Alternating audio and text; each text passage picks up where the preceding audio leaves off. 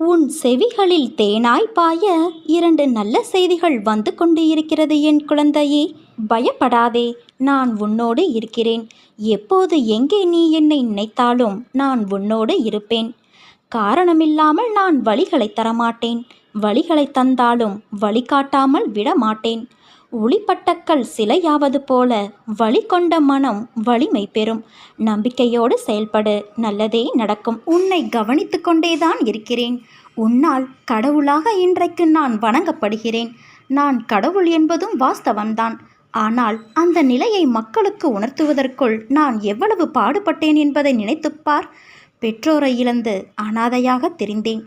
குருவால் தலைகீழாக தொங்க விடப்பட்டேன்.